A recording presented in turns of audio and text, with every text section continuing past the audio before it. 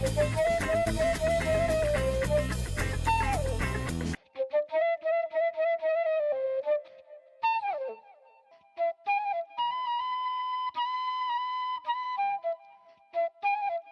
Cats Run podcast.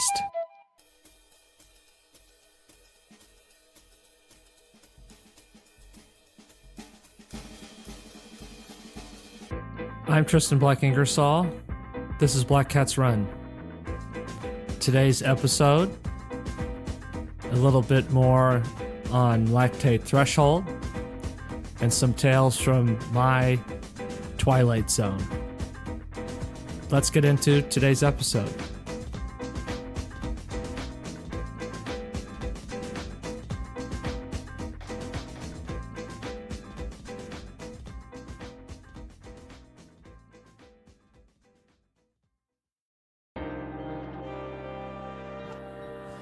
I'm not a Lactate Threshold evangelist by any means, but I am a historian, at least in terms of the kind of way in which I like to think about these things.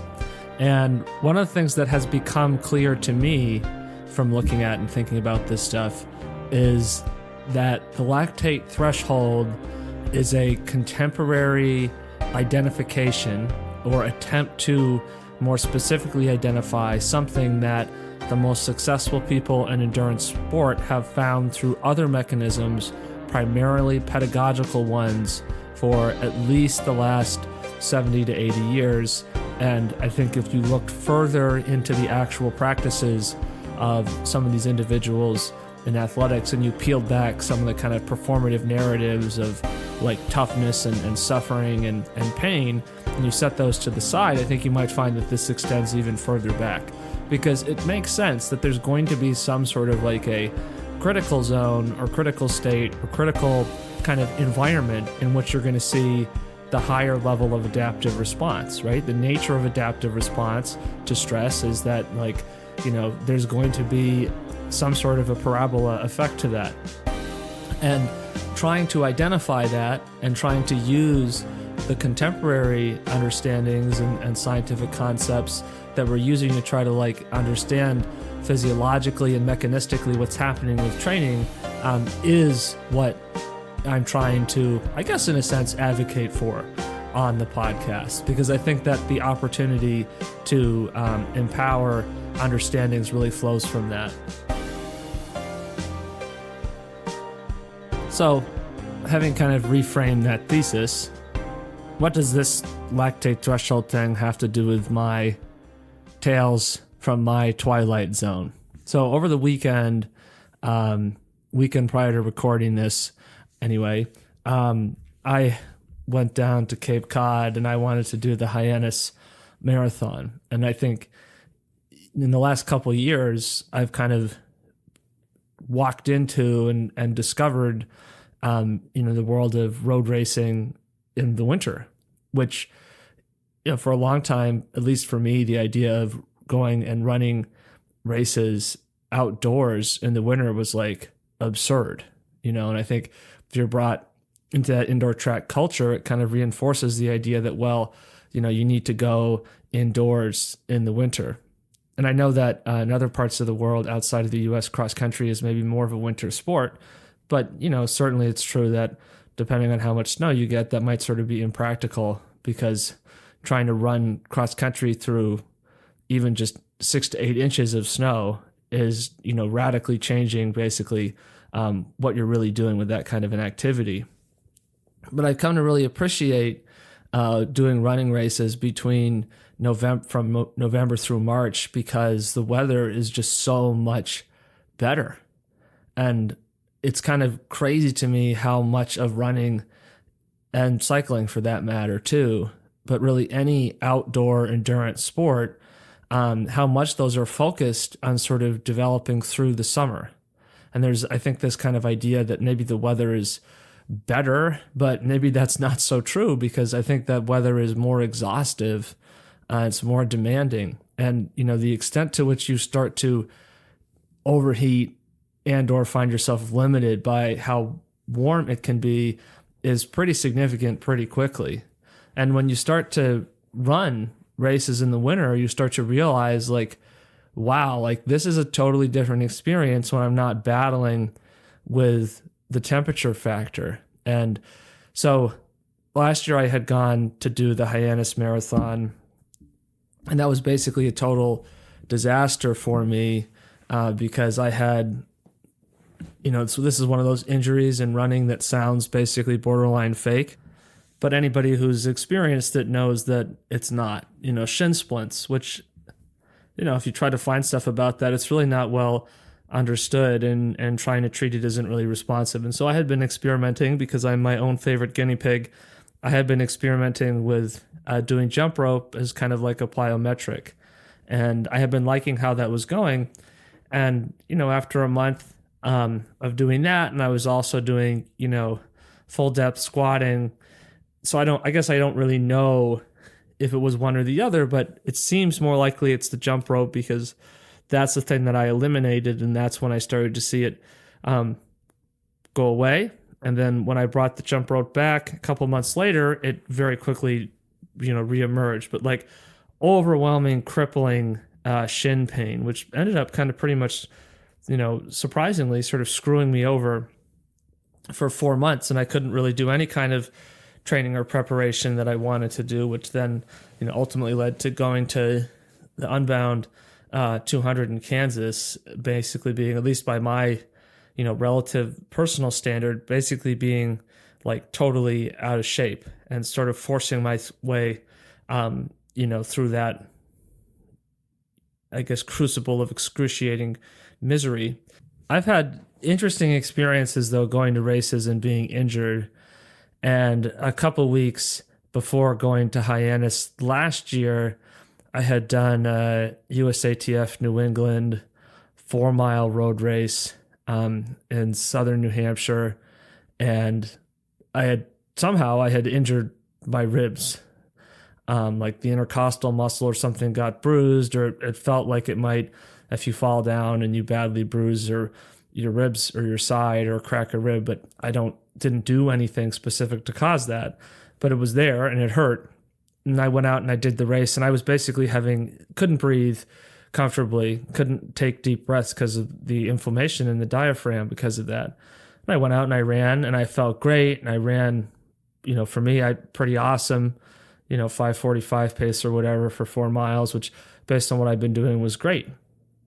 And then, like the day before I basically couldn't run, and the day after I basically couldn't run. So, and then in the past I've had experiences where I've sprained my ankle terribly, to the point where I could not run, and I could just sort of basically jump, on one leg around, and just sort of have my leg with the sprained ankle buckling underneath me. And for some reason I decided to go to the start of the Thanksgiving road race in town anyway. And this is when I was in college, maybe a sophomore in college, somewhere around there. But then the gun literally went off, and I felt great, and I ran the whole race and was strong and felt like there was nothing wrong with me, and I crossed the finish line and immediately couldn't walk again. So, and I think that, that's exhibitive of how much we can experience that situational arousal or stimulus just on a psychological and, maybe adrenal epinephrine level of response to those kinds of situations. But it's sort of given me this idea that even if I feel like a cripple, I can still go out, and if I do a race, I can feel very differently. And so I said, well, I'm going to just do this Hyannis thing. And marathon, I was down there with Jillian Bennett, and we kind of warmed up a little bit.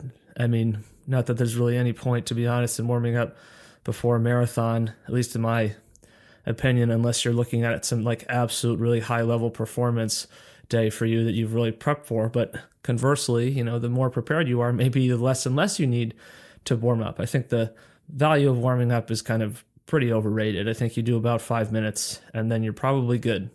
But people like their elaborate warm-up routines, and I do not think that there's a lot of evidence in terms of practical evidence that really supports that for any kind of like middle distance to endurance racing, further than, long, of maybe let's say like 10 minutes or longer in duration. So, but we warm up and we start running, and it's like felt bad. Immediately could feel the pain in my legs. And I went around, for 17 miles, whatever we were doing, 6:45s, 6:48s. And then I was like, nope, I'm done. And, Jillian proceeded to run the last 10 miles at 6:30 pace, or just about 6:30 pace, and won the race in 2:59. And I was like, I'd really like to go and redeem myself. And it looks like the course, I like the course. I don't like that it's windy because it's on the coast. There's always going to be some sort of wind. That's the downside to racing on the seacoast. But, it's like, okay, it's in the winter, the weather's good. And so signed up, and, a bunch of snowstorms, snowed like 3 or 4 times in the week leading up to the Hyannis Marathon. And I was like, whatever, right? If it's snowing, you can't really, you're not going to do the same running sessions. If there's snow and ice all over the road, you just can't. And then you go slower. And so there's a lot of 10-minute pace running. And, I was like, despite that, my legs were just feeling like total garbage. And I was like, well, I never really feel good leading up to a race. It's like my body or my brain unconsciously is like trying to get me to not do it by making me feel as terrible as possible. But I have kind of learned to kind of not read into that stuff. So we get to the race. It's like, wow, incredible weather. It's like 38 to 42 degrees. Got the shorts and the singlet.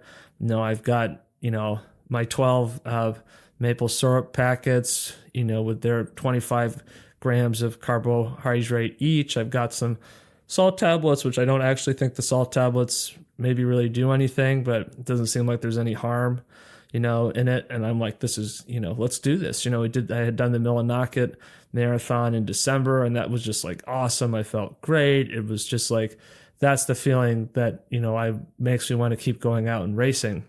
Just being in that zone, in that state of like, I'm just crushing it and I'm working so hard, but I just feel so strong, right? You're really finding a high level of challenge, and you're really bringing out that level of skill. So we went out and like first 2 miles and probably like 13:50. I'm like, well, this is slow as crap. Okay, this is like incredibly slow, and that's good, right? That's what you want. Like if it feels really slow, that's the idea. If it feels like quick, especially the longer the race is, the more like you are to be totally screwed. And then, but really after a mile and a half, my feet are starting to hurt. And after the Maine half marathon this fall, where I literally cut both of my arches open on the arch of the alpha flies, I've been, wrapping my feet through the arch with KT tape, and I put like 3 pieces on there, and it's a little longer than the width of the foot. So then I have the double overlap right through the area of the arch. So there's basically 6 layers of tape through there, and that's worked great.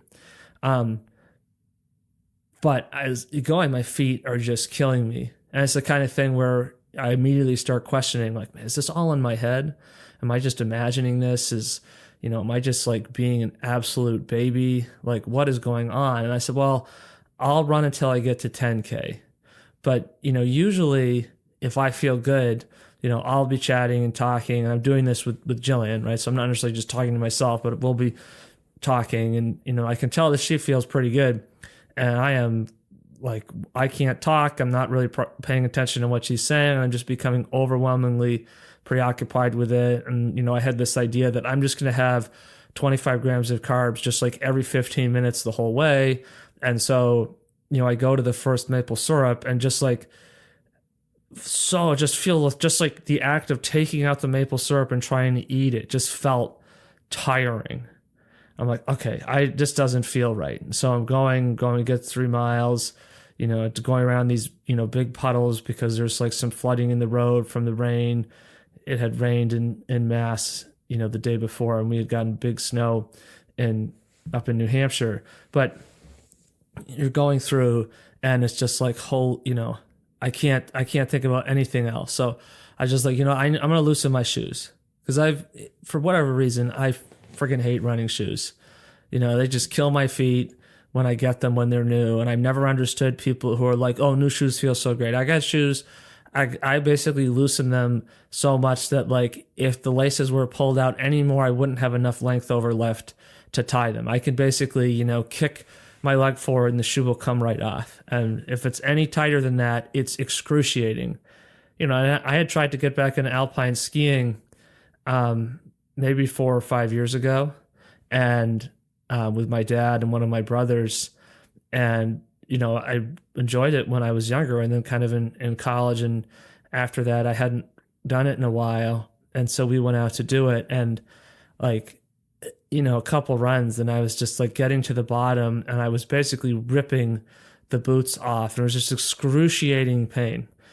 I mean, nothing like materially is like happening. I'm not breaking my foot, but it's like in tears. Like it's overwhelming. And, pain is such an interesting phenomena because, even if it is psychosomatic, like it's still somatic, right? You're still experiencing it. So I was like, I know what, forget this. Like, I'm not going to wait until 10K. This is awful. It's not like we're going to run 250 or 247 or anything like that. We're just kind of doing this, as a lark. And I just want to go out and, have a good, hard, long run like I did in Millinocket in December. And we had done the Boston Prep 16 miler, like, maybe about a month before. And that had been good, hadn't felt very fresh, but ended up, feeling strong after 10K. And it's just like, okay, who cares? I'm going to stop and I'm going to loosen my shoes. Maybe that's the problem. And I wasn't thinking about, and at first I thought I'm just imagining it and it will just go away. And then it's not going away. So I say, okay, screw this. So I said, you can just keep going. No. So, all right, fine. So I'm like, I'm not going to rush. I just need to loosen these. So I loosen the shoes up and we start running again. And I'm like, okay, I still feel like pretty lethargic, but okay, this feels better. Maybe I can get in a groove. And then like, my feet just kind of start aching again. And then I'm just like, what? Get to like about the 5 mile mark. I just said, forget it. Like, you just keep going. You clearly feel better than me. Like, I'll either wait for our friend Emily and run, with her, because she was only going to do the half marathon, or like, I don't know, but like, I'm not going to do the whole thing. I'm just slowing you down. Like, just go do your thing. And so I stopped and I waited, and then, I ended up just like cutting back and running 6 miles and just going back to the parking lot. And, and of course, after I stop, like my feet aren't hurting me, running back to the parking lot. Right. So it's like, okay, what the hell's going on? And I'm thinking, I'm tired. I, woke up this morning and I was like exhausted, didn't feel like I had really slept well. Okay, maybe I just need to sleep more. And then, I didn't run on Monday. I just rode, and then I go and do my 2K repeats with Jillian and Caleb, and it's just like, holy crap, like feet just like on fire. I get back, my feet are sore walking, around the house, going up to shower. I was like, okay, so I'm not imagining this, because it's still here, and then today I ran and, that was gone. So that's good, right? I mean, I don't think did anything lasting harm to that, but you kind of then look at that and you say, okay, well, maybe did I tape the feet up just too tight, because I know I pulled the tape around. But these kinds of questions, that kind of experience, right, is you can look at that and be like, well, I guess that, all of this lactate threshold stuff that is getting, run up the flagpole here on Black Cat's Run is a bunch of crap. But I think that it's reflective of really actually a couple different things. I think number one, it shows how difficult that internal dialogue, that conversation, and I really feel like it's a conversation with yourself that you have to have kind of like again and again as you're doing this stuff is. And to me, it was kind of a sense of like, I guess I just can't freaking run. Like, what's the point? If this is really all I can do, if I go out and I run 2 miles at basically 6:55 pace, and then like I have to stop because like my feet are like on fire for no apparent reason other than like I maybe put tape on them that was like pulled like a little bit snug instead of just like carefully, setting it down without any pull on the tape whatsoever. Like, am I just inherently fragile? I also think it's the Frank Shorter curse, where every time Frank Shorter shows up at a race that I'm doing and gives his speech about, set out for what you think you can do and then pull back 30%, I then feel like absolutely stale. And it happened at the Hyannis last year. It happened at the Marine Corps Marathon, and then it happened at this Hyannis Marathon. But when you look at that stuff, like how do you assess that? How do you respond to that? How do you decide what is and isn't the problem? And I share this, story, not because of, oh, what was me, but because I think it's like exemplary of how when these things don't go the way we want, or we don't meet whatever our expectations are, that there's the tendency to just question yourself. Am I not being tough enough? To blame yourself for not working hard enough. And maybe not everybody has that reaction, but I think that's a more common reaction than not. I think as a culture, that kind of personal responsibility narrative is there. And even if you're aware and mindful of it, and as I, very evidently do, say that that's overblown and overrated, like it's still like embedded in our psyche to some extent. And the fact that it's embedded in there doesn't validate it.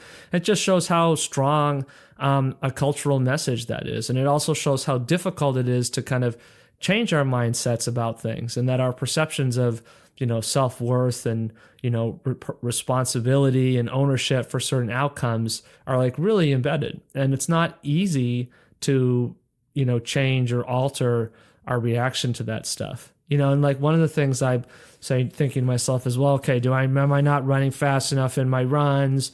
I haven't done any 30-mile runs since before the Marine Corps Marathon. Is that the problem? It's like, I ran 2 miles and immediately like couldn't run comfortably, period.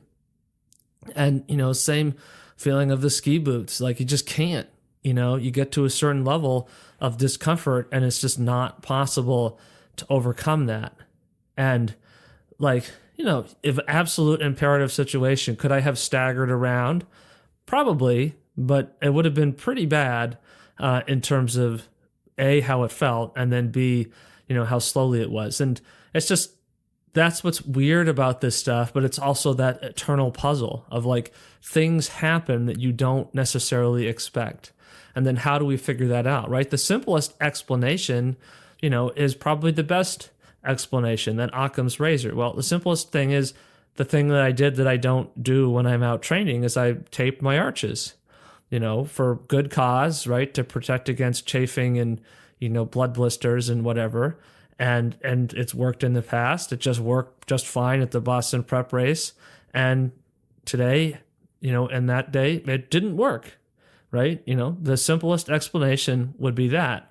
But that desire almost, and maybe it's weird to call it a desire because I don't want to blame myself. I don't want to question myself, but there's some that need to, when I interviewed really not interviewed, but had a conversation with Paige on the podcast, Kostanecki, like, the idea of self-flagellation came up. That idea to like blame yourself, as if like the more you blame or punish or self-reprimand, like, the more you're going to like be able to correct the issue. I mean, that's just the automatic, the default, but that idea of how do we react to and respond to these kinds of mistakes, and how do we do that constructively, right? And like, learning how to like cool your jets and be like, okay, I don't need to quit doing this. Like, I've been running fine. You know what? Sometimes weird stuff happens and it's okay to drop out. I'm not a professional runner. I'm not like being paid to make appearances and reach finish lines. This isn't my job. And if it was my job, I wouldn't make any money at it because I'm not fast enough. But if it was my job and that was all I did, then, maybe I would have, a more opportunity to kind of refine my mental checklists and, think about all of those little things. But it's easy to forget about stuff like that. And sometimes something as unremarkable as putting tape on your feet, can totally ruin or torpedo your outing, and sometimes you don't really figure that out until, later in the afternoon as you've talked through it with yourself, for the 15th time, trying to figure out what the heck is wrong with me.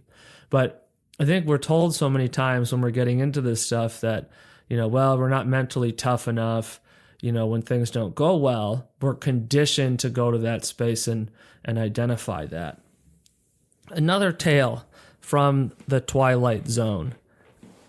I've been kind of running this kind of experiment, if you will, on myself over the last month with my intensity on the bike. So I had established back at the end of January and if you want to go back to my first light bulb burst episode in that series, you can see some of that. But I had established back at the end of January that, okay, I'm going to train with a lactate threshold of the point at which the lactate starts to accumulate. And now for me, that happens at about 0.9 to 1.1 millimoles. But the standard interpretation is to say 2. And I've argued on other episodes that that's not the correct interpretation, because you actually look at the evidence and the information that's out there, I think what you see is that there's total inconsistency and that people don't understand this stuff. For example, there's a recent kind of study / review that came out this year talking about the Norwegian training and the lactate threshold intensity model and using the lactate. And one of the things that's presented in it, and Marius Bakken is one of the authors listed on it. It's more of a review of methodology than it is an actual study, but it's written up as a article in a science journal kind of thing. But it identifies this range as being 2 to 4.5 millimoles as this medium intensity concept, right? So it's entering into the argument, low intensity, high intensity, blah, blah, blah, right? Those archetypes of, scholarly, rhetoric, debate, bullshit, whatever you want to think about that, right? Sort of engaging with those tropes and the idioms of that kind of rhetorical space.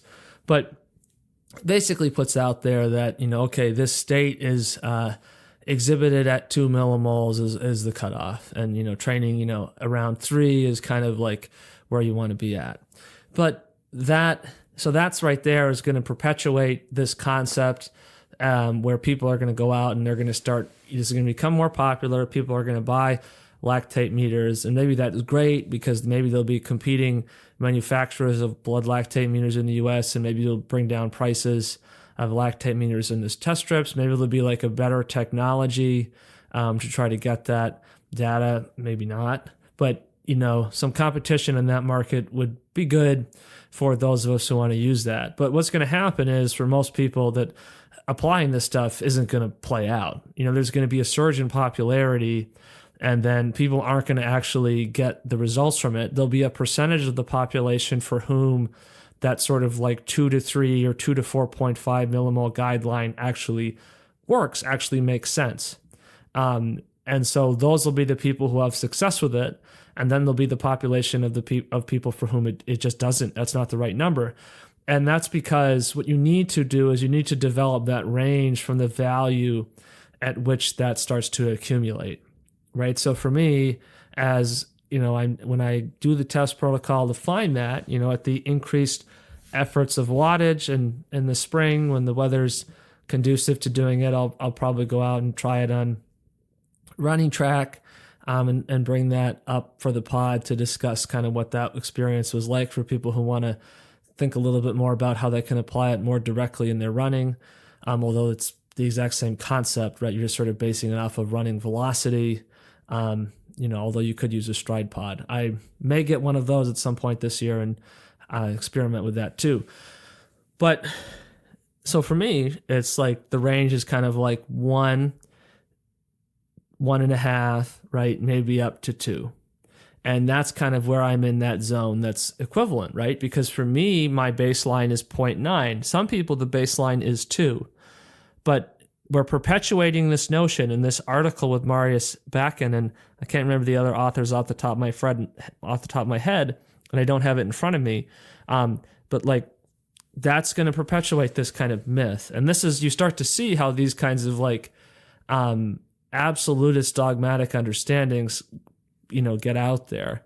And well, the reality is, if people are working at 2 millimoles, they're not all exhibiting the same level of exertion. But people are going to look away for that takeaway, and that 2 millimole number is going to be, the takeaway.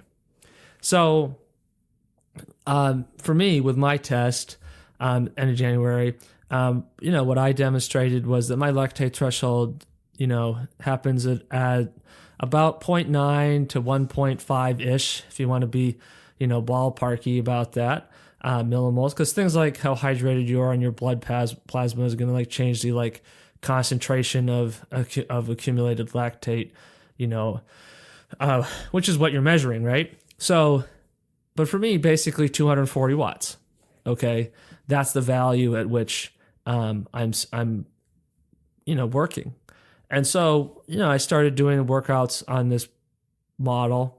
And what I noticed is my heart rate is super low compared to my perception of what it should be. So I'll give you an example, or this example will kind of give some context. So I'm doing, these repetitions, doing intervals, like, well, I'll do 20 by 2 minutes with a short recovery. I'll do 4 by 10 minutes with a 145 recovery, short recovery, 240. And my heart rate's like 148, 150. And the effort, it just feels basically like I don't even have to think about it. Now I'm looking at the lactate, it's like 1.6, 1.5. Okay, right? So the data is suggesting this is where I should be, but the perception of it is just like, this is so easy, right? And I'm looking at the heart rate, and you start to question, is this really effective? Is this really what I want to be doing? Is this going to work? And, one of my frames of reference is in 2021, up in Conway, New Hampshire, you can, in May, they have the Crank the Kank time trial, and registration for that is open. I've signed up. I didn't get to do it last year because I didn't know the registration was open, and it filled up. But I got paid attention this year, and I got on the list. So I'm going to do that again. So it'll be interesting to compare. But, that's about 21 miles. And for me, it took 72 minutes. And you go up the Kangamangas Highway from Conway to the top. And it's not like an incredible epic climb or whatever, but the finishing climb is about 5.5% for 4.6 miles. So it's, reasonable, demanding effort. And, my brother does it, and of course he does it in he does it in 58, 48, 21.5 miles an hour, and he averages 368 watts for the whole thing. And that, includes for his finishing climb, that's, 19, 18, 14.5 miles an hour, 375 watts, right? So he's just, a different level than me, and different level than most people, to be fair.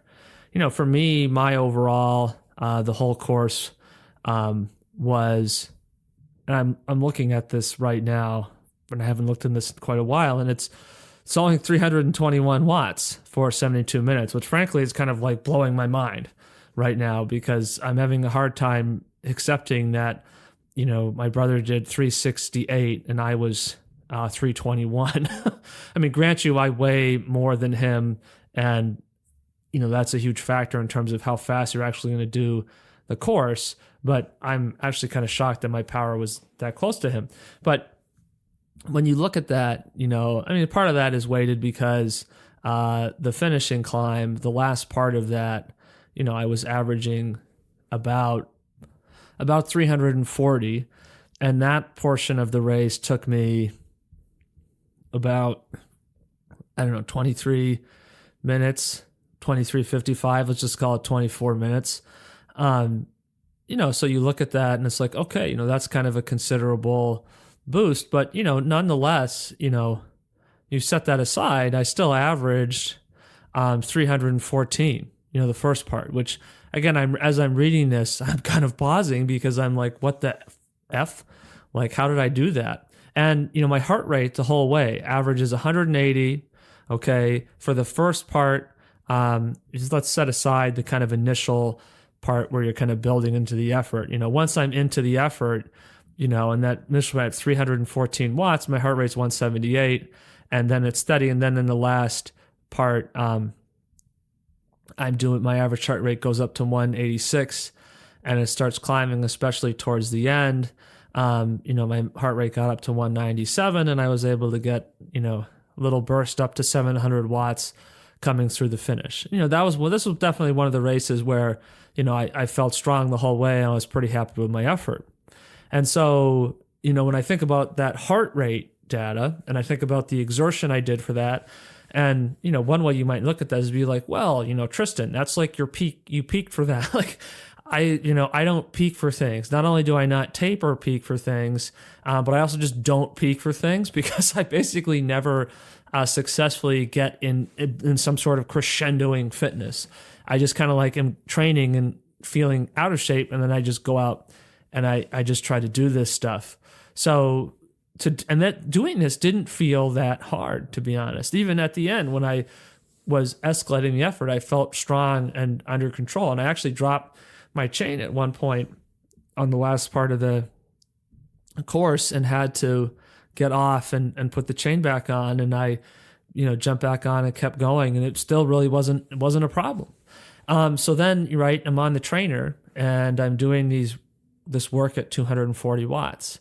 And I'm like, wow, this is so messed up. This is so ridiculously, easy. Like, it's mindless. Like, the watts are low, and I'm good with that. But then when I look at the heart rate, I'm like, my heart rate's 148. Like, this is crazy.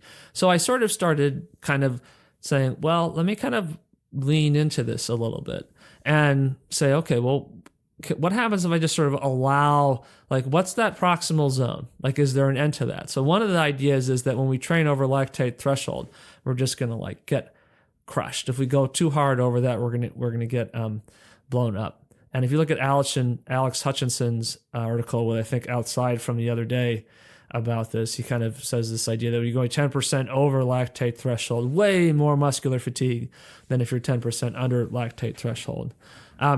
And it makes sense that the lactate threshold doesn't give me muscular fatigue because I don't feel like I'm doing anything, right? But where's that perception of doing something? Well, we want to remember that's come from the fact that we've been taught to perceive certain levels of exertion as impactful or, predictive of adaptive response. So I started doing the Alp de Zwift a lot. Not like an insane amount, but like a couple times a week, I started doing it. And I said, well, I'm not really going to worry too much about that. And for reference, my best power I've done on the Alp de Zwift was 305 watts. And when I did that, my average heart rate was 176. So if you look at just like this year, since the lactate test, I've done it 7 times. And every time I've done basically a couple more watts. So the first time I did it, like 127, my heart rate was 120, sorry, I said 127, apologize, 227 watts, heart rate 147, okay? Next time I did it was like, maybe a week later. I did 240 watts, 150 beats a minute. Then 2 days later, 244 watts, 150 beats a minute. Then 4 days later, 251 watts, 156 beats a minute. And then 2 days later, 256 watts, 154 beats per minute. And then 3 days after that, my heart rate monitor has sort of been busted, so I haven't really been using that because it doesn't work. I got a new one though, so I'll be able to have that data for future, explorations of the world's most important high-performing athlete, myself. And, we'll be able to really solve the mystery of, how to emulate my training to the nth degree. But so I didn't have heart rate data for that, but then I, did 256 watts in my sixth attempt, and 154 beats. And then I did 258 watts at 166 beats. So what we're seeing, right, is kind of gradually inching up the watts. And I'm not really forcing it. I'm not trying to do anything, but I'm allowing myself to kind of try to push a little bit, right? So of course, across that scale, right, I went from doing it in 227 to 258. So let's call that 30 watts, right? Up that by 30 watts. And in the last instance, I'm showing this heart rate jump from mid 150s to 166. Okay. So that's still way low in the heart rate compared to that crank to kank time trial, and way low in the heart rate in the watts compared to the crank to kank time trial. Okay. And it definitely feels like way more of an exertion than crank to kank. I mean, that crank the kank where I did the 321 watts for 72 minutes, like the whole thing didn't even felt easier than any of these, basically. It's one of those things where if, I'm having a good day, and I'm sure other people have this experience, if you're just feeling strong and you go to race, it just doesn't really feel that hard, right? Maybe at the end, if you're really like got the hammer down, but that's not the same thing as suffering. It's more of you're just like crushing it. And you don't care if it's hard because it's such an empowering feeling to get after that.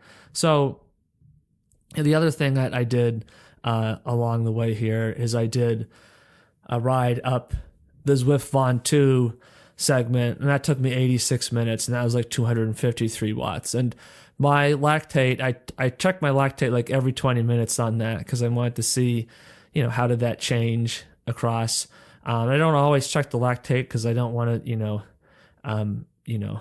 have to take out a mortgage to buy lactate strips. But, we do this periodically where we will test when we're working out and kind of see with the lactate where it's at. So in that Von 2 example, the lactate was, max 1.8. So it was like 1.6 to 1.8 the whole way. And it felt steady. And, when you're doing this, it's like, I'm just holding back. This instance where I did 258 watts and my average heart rate was 166. That didn't feel so good. It felt kind of rough.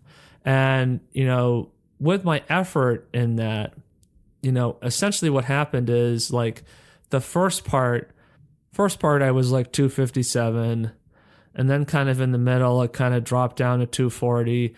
And then, that part of me that has been, mentally disciplined and not be a baby was like, oh, I need to push it. And so then I kind of like, after a couple minutes, I'm like, this is bad. I'm not being productive. And I get back on the effort. And then I averaged, 269, 270 for the last part of it, which was basically like the last 20 minutes. Okay. And I think that's really where, you started to see the heart rate drive up. And I guess to be fair, I'm not saying that hypothetically. The first 40 minutes, my average heart rate was 164. And then the last part of it, my average heart rate was 173. So I was already, working a little bit harder, but there's that difficulty, right? Of like, you're kind of looking at it and you have this external reference of like, yeah, but when I'm racing, I do such and such a heart rate, or when I'm racing, I'm doing so many watts. But we want to recognize that that's a function of this. And what I've kind of learned through this experiment is I got to the point that I pretty much eviscerated myself, and I'm now kind of been feeling a little bit in the hole. And I think what this does is just, to my mind, it's sort of validating or offering verification of the fact that, like, yeah, if you go to a little bit beyond that, in my case, it's fine. You know what? Maybe it's 240 to 250, is kind of that lactate threshold for me right now on the bike. And if I go a little bit over that, like, that's bad. And especially then if I'm throwing in where I'm progressing up to 270, And I can do that, right? And my heart rate is lower, right? So a lot of these training ideas and training zones are like, oh, well, you take this and you refer it to this race thing or that race thing. But like, by that standard, okay, maybe you could argue that, well, you're not going to do 320 watts because you're not at that fitness right now, blah, blah, blah. For me, that's not like, again, a particularly significant level of fitness, but let's just pretend that it is. Say, okay, I can't do those watts right now. But then the logic would still be, well, your heart rate was 180 for 72 minutes. So that means when you're doing these reps, you need to get that heart rate up there. But if I'm getting to that level of stress, like if I'm getting into the 160s on the bike working out, massive muscular fatigue. On Monday, I was feeling pretty antsy because I didn't really do the marathon, and I had done very little the 2 days leading up to that. Didn't really do the marathon. I didn't do the marathon at all. I went back to the car after 6 miles, but so I basically did nothing. Running 6 miles at that tempo is, basically nothing for me. And so I had energy, and when I went on the trainer, I felt pretty fresh. So I did the Epic KOM on Zwift, which for those of you who don't know, that's like, simulated, right? It's Zwift, right? But it's, 5.8 miles, 3.9%. And I did it in about 25 minutes. So I did like a 25-minute effort, and 20 minutes worth of that effort, I averaged 270. Again, I had my heart rate monitor, haven't got my new heart rate monitor yet, but I felt pretty good, and I felt like I was holding back and, really could have really put the hammer down and felt strong. And then the next day went out to do the 2K threshold runs, and it's just like, wow, my legs are dead. And then, went on the bike, where usually I'd go and bebop along do the Alp to Zwift or do some intervals at 240, and nope, the legs are dead. And this morning I went running, legs are dead. And I think what this shows is my little kind of like experiment here of like, let me just allow myself to push a little bit in this, not intentionally pushing, but just sort of say, if I don't impose an absolute limit on myself, what will happen? And what happens is I get to the point where the muscular fatigue is coming crashing down out of the sky at top speed. And it's real, it's like being thirsty, right? When you're not thirsty, it's very abstract. But when you are thirsty, it's like, wow, this is the worst feeling ever. I'm always going to remember what this feels like. And then when you're not thirsty, you forget about it. Same thing with muscular fatigue, right? When your legs aren't tired, it's easy to kind of forget about how limiting it is. But when they're dead, and you've blown those up, like it is a freaking nightmare to try to exercise, where it doesn't matter how low and slow I go, it just can't do it. An absolute slug. No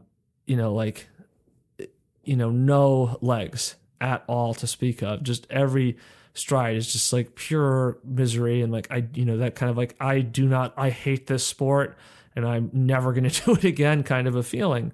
And I think that like this kind of thing though is what ultimately provides that verification, because you can take something like that Hyannis marathon story and be like, I'm not tough enough, I can't handle this, I didn't do 30-mile runs, which like what would the heck would a 30-mile run have to do, with running 6:55, 7-minute pace for just the first 20 to 40 minutes? Like absolutely nothing, right? Absolutely nothing to do with anything like that, right? But you go to those spaces and you look for the most extreme thing that you didn't do, and well, I didn't do that, so that must be holding me back. Doesn't make sense, right? Just didn't tape the feet up the right way. Or, you look at something like this and you say, well, I have this frame of reference for power I've done and heart rate I've done in the past, and it didn't even feel that hard to do it at the time. If anything, it felt like easy holding back. And I think that, in my specific instance, and I share this as an example of kind of like, how can you look at yourself and kind of try to reach some sort of conclusions? And I think that for me, it seems to be the case that as long as I'm fresh, right, I'm not like specifically fatigued or really heavily cumulatively fatigued from activity that I've been doing recently, I can go out and I can produce like a ton of work beyond my lactate threshold capacity. It would have been really interesting to see what my lactate was like during that crank to kank. I mean, I don't know, so I'm not going to overly speculate. But when I did the Alpe du Zwift ride, the last one that I did, where my heart rate was 166, right, and I'm doing 270 the last 20 minutes, I checked my lactate right before I finished, and it was 2.8. Okay, now according to the model that people are going to be talking about more and more this year and maybe the next year, we'll see how long the popularity wave on that will ride until enough people try to do it that the consensus becomes it doesn't work. And that's going to be because they don't know how to do it. So for me, if I'm 2.8, that doesn't work for me. And that harkens back to when I had first gotten the lactate meter and I was trying to use that 2.0 number because I hadn't really figured this stuff out at that time. And I was taking what you generally see, which is 2.0. And I talked about how I would do workouts at an intensity and I would be totally wrecked the next day. And I did see some short-term improvement. It's not like if you apply stress, you're going to show some sort of fitness response, but it didn't matter because it was totally unsustainable. And that's the key, is like short-term fitness response doesn't validate anything, doesn't prove anything. All that it shows is that your body has the capacity to like handle stress in the short term. And then eventually it's like, nope, we're done. We're not doing this anymore. This freaking sucks. So like, but then we can ask the question, like, does it feel different? Does lactate threshold feel harder or easier for people if their lactate occurs at different millimole levels? Because if your lactate threshold is occurring at 0.9 millimoles versus 2.0 millimoles, well, then what must be true is your body is either using more lactate or isn't demanding as much energy to do that. It doesn't necessarily mean you're better, you're going to be faster or slower. I'm not sure that really matters. But because if that was the case, I would be the man because, I can have such low lactate at my lactate threshold. But I also don't think the opposite isn't true because my brother has kind of the same thing, right? So then you conclude maybe it doesn't really matter. But I wonder if it does matter in terms of your like perceived exertion. Like if your accumulation is 2 millimoles, does it feel more intense for you to do this stuff? Because for me, when I, am working out at this intensity, what I'm struggling with mentally in terms of my processing and my reflection on what I'm doing is I feel like I'm not doing anything because the effort feels so easy. But I also know that like I've been programmed to perceive certain things as a productive effort that maybe aren't the productive effort. So, another way to think about it is 4 millimole value. Does the 4 millimole value feel harder for somebody who hits lactate threshold at 0.9 versus somebody who hits it at 0.2, right? Is there any connection between the actual millimoles and perceived exertion? And I think the simple answer is yes, right? As you have more millimoles, you tend to have more perceived exertion. But what I'm saying is if you take two people and they're both at lactate threshold, but one of them reaches lactate threshold at 2 millimole, the other one reaches lactate threshold at 1 millimole, is there a difference in perceived exertion between those people? And does that difference like correlate to those levels of accumulation, right? Does like the body's pain response, you think about pain as like a resistance to work, a sort of mechanism to like test from the unconscious part of the brain to test the consciousness to be like, okay, how important is it that we do this? Right? Cost benefit analysis, weigh the importance of this against that level of exertion. And then what would that mean for working out? Does that mean that two people can be working about that the exact same kind of like state, right? And they both want to be in that same state, but one person is going to experience it as a joke and the other person isn't. And my experience with training has always been that like I've been way stronger than my aerobic capacity, and that I develop strength or get strong or feel strong, if you think of exercise as a problem, right, to be solved, right, or a race as a problem to be solved, I think a lot of training is oriented around the idea that people's strength is the limiting factor. For me, the strength isn't the limiting factor. I would go out in the mile in the 1500 in college in 62 or 63, and I would be kind of like, this is it. I'm finally going to run, 410. Of course, it didn't happen because I would get exhausted, right? But for a lot of people, it's like just accessing the pace is inconceivable. But, I think that's where we say, like, well, what does that look like, right? Thinking more about what kind of variances is there in that perceived exertion. And like, maybe it's okay that there's that variance, right? And if there is that variance, then it has to be okay because that's the reality that people have to work with. But when you're trying to work with people or cue them or think about training and what that should feel like, you could coach them into an effort, or you could coach yourself into an effort of perceived exertion that could be driving that up, right? If there's that kind of potential difference I'm describing. And, I could go out and I could do the super workout, for myself. I could, if I'm, motivated, externally or internally. I've never really found workouts to be internally motivating, but can go out and, suddenly be doing something totally out of the ordinary. Like the time we were doing mile repeats on the Nordic ski trails, and, I ran them in whatever 5:30s, which, aren't remarkable, but for running on the trails, that was the 8th fastest average. And I just only remember that specifically because, pride cometh before the fall, right? Hubris beget nemesis. Although, to be fair, like, I was just running and it felt easy, so I did it. And for whatever reason, I had, enough sort of like easy days, or I must have had before that I had the energy to do that. So I executed that session, and like, wow, you're like the alternate for the varsity on the team. And then I went to ECAC and absolutely shit a brick, and ran like almost 32 minutes for 8K.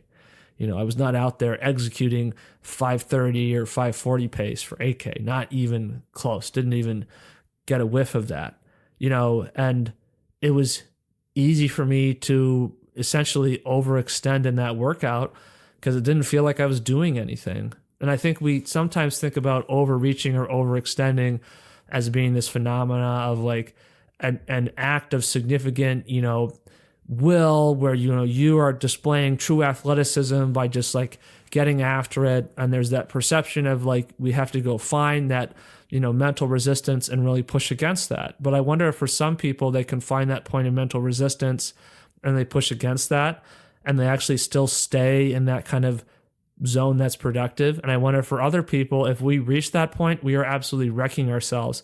Because I can go out and I can make a significant effort and then I'll be dead. That Crank the Cake time trial, just like riding back down, I was already wrecked just trying to ride back to the car. My legs were already trashed. And I don't like have a clear recollection of how I felt, exercising the next couple of days, but I'm sure it wasn't that great, right? We tend to kind of block out those some of those crappier experiences, or else we probably just quit this stuff altogether.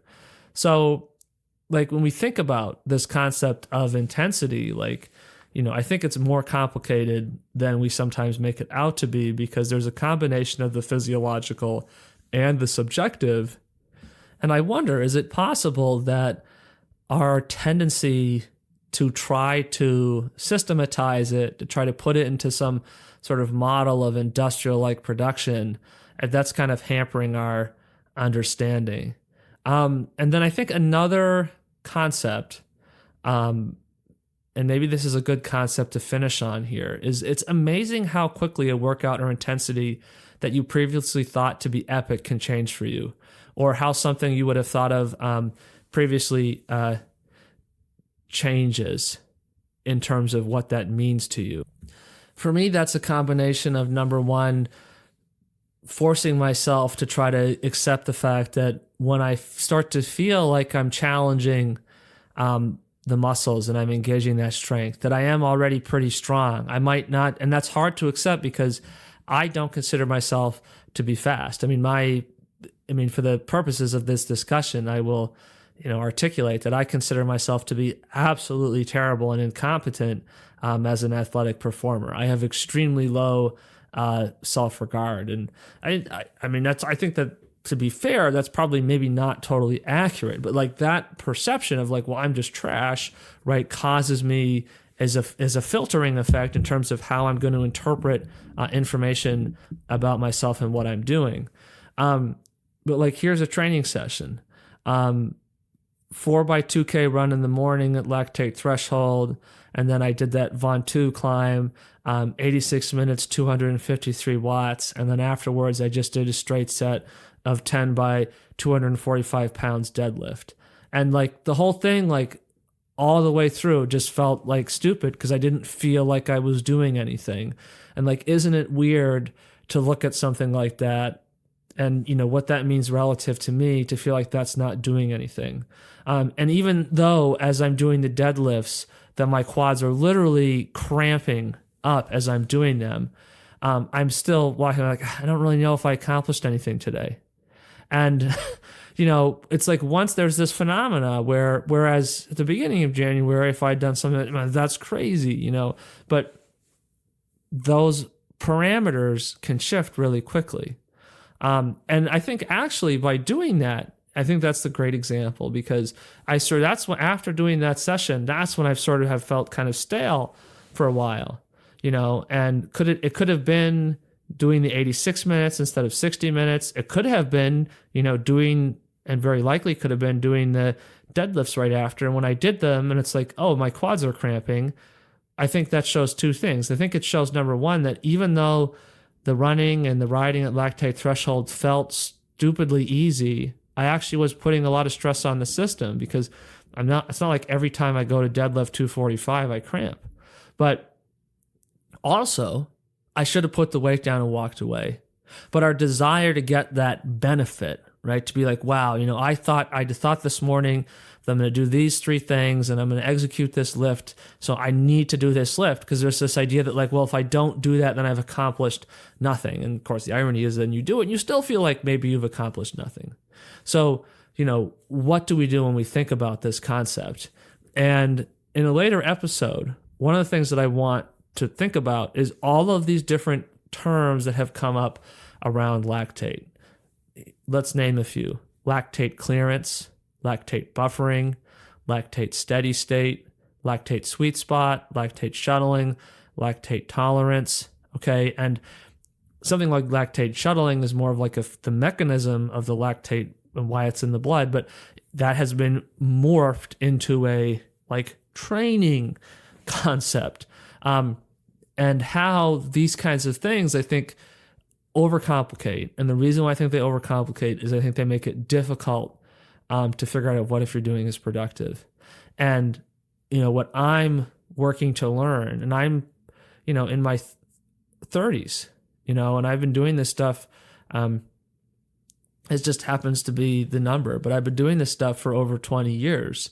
And, I'm still trying to navigate that space of like, how do I know if what I'm doing is the right amount? And I think that when we have all of these dialogues and these discussions and these narratives, and we kind of tell these epic stories of people doing the super hard thing and like overcoming the misery of the workout, like maybe that's not true. And in the fall, in November, I'm going to run the Manchester Marathon. In December, I'm going to run the Millinocket Marathon. And I am not a marathoner. I do not consider myself to be a marathoner. I am not obsessed with the marathon. But I like the marathon conditioning idea, and I've enjoyed some of those longer runs. And I started doing some 30-mile runs. I was like, well, I guess I can just do marathons too if I feel like it. It's really not that big of a deal. Still a little bit of a learning curve, but I think to some extent the sort of marathon as a rite of passage is somewhat overrated. So we will see on that time scale kind of what this looks like. And as I go, I'm going to try to be more consistent and do my best to sort of stay within these reasonable limits. And that's the experiment, because I think just on the scale of like a week, I put myself in the friggin' hole very quickly, from overreaching. And I think that's really the real definition of overreaching, is it doesn't feel like you're overreaching. It's just like, oh, my legs are dead, now I can't do anything, And so we'll see. My prediction is, I think in one of those 2 marathons, I think I'll run under 250. That's my prediction / aspiration. So that's like 6:25 or 6:26 pace. So we'll see how that goes. I've run 3:09. I'm also acknowledging that I'm not really fixated on marathoning. I'm going to I'm not going to pick up a marathon program. I'm going to be doing my combination of running and, lifting, which compared to other people's lifting is probably relatively modest, but lifting and riding, and see what that looks like at the end of the calendar year at those races. And I'll try to come on the pod and talk specifically about, where I think the fitness is. But there's other races that I'm going to be doing along the way on the bike and running and whatnot. So it's not a single-minded, like I now go, into the wilderness to prepare for these. But my theory is that if I avoid the muscular fatigue, regardless of how low the heart rate is, regardless of how low the watts is, regardless of how slow the running is, I think by the end of the year, I'll be able to run about 6:30 to 6:20 pace for 26 miles. So we will see what we will see. Thanks for listening to today's episode of Black Cats Run. If you've enjoyed this episode or other episodes on the podcast, you can send us a message. Let us know what questions you have, if there's other things you want to hear us cover. We've really enjoyed hearing all of the great feedback and great questions from people. It's given us a ton of different ideas of things to talk about, things to cover on the podcast. Thank you. If you are interested in understanding or learning more about how you can apply this to your own training, we are available for consultation. Feel free to send us a message or give us a follow on Instagram at Black Cats Run. We'll catch you next time.